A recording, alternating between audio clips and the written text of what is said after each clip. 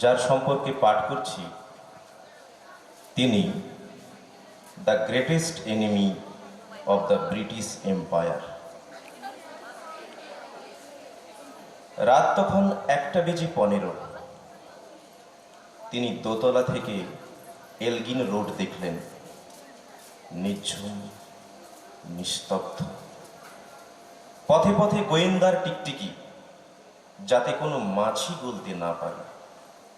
সেদিন লন্ডনের হেডকোয়ার্টার্সও জানত Subhas Chandra Bose, the greatest enemy of the British empire.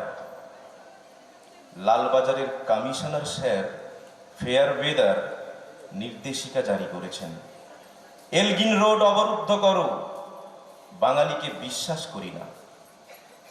পাঠান ছদ্মবেশ নিয়ে আয়নার সামনে দাঁড়ালেন সুভাষ। নিজের বিছানার দিকে তাকালেন। কি হবে নরম শয্যায় যদি কান্না শুনতে না পাই? গাড়িতে এসে বসলেন।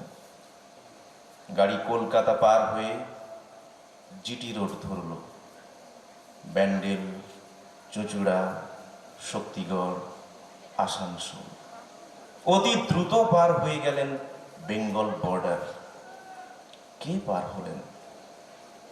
The greatest enemy of the British empire.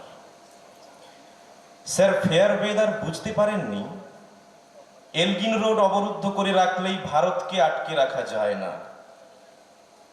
Bengal বর্ডারে গাড়ি থামালেন, নেমে দাঁড়ালেন, পূব দিকে মুখ করে প্রণাম করলেন বাংলাকে। মুখে বললেন, মা। গোমো জাংশন, এইখানে দিল্লি কালকা মেল থামবে, ফ্রন্টিয়ার এক্সপ্রেস। ততক্ষণে সারা কলকাতা জুড়ে শুরু হয়ে গেছে তল্লাশি। সুভাষ দাঁড়িয়ে আছেন সমাহিত জনমানবহীন গোমো জাংশনে। ট্রেন এসে দাঁড়াল।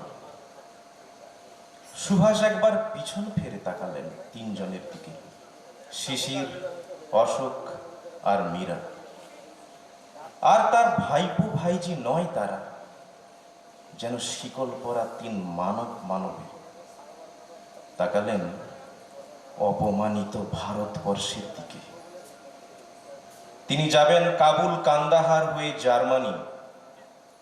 তার লক্ষ্য নিজস্ব সেনাবাহিনী, তার লক্ষ্য স্বাধীন ভারত। গোমো জাংশনে তখন শুধু কুয়াশা, এক ভারতবর্ষ কুয়াশা। শিশির, অশোক আর মীরা পায়ে হাত দিয়ে প্রণাম করলেন তাদের কাকাকে।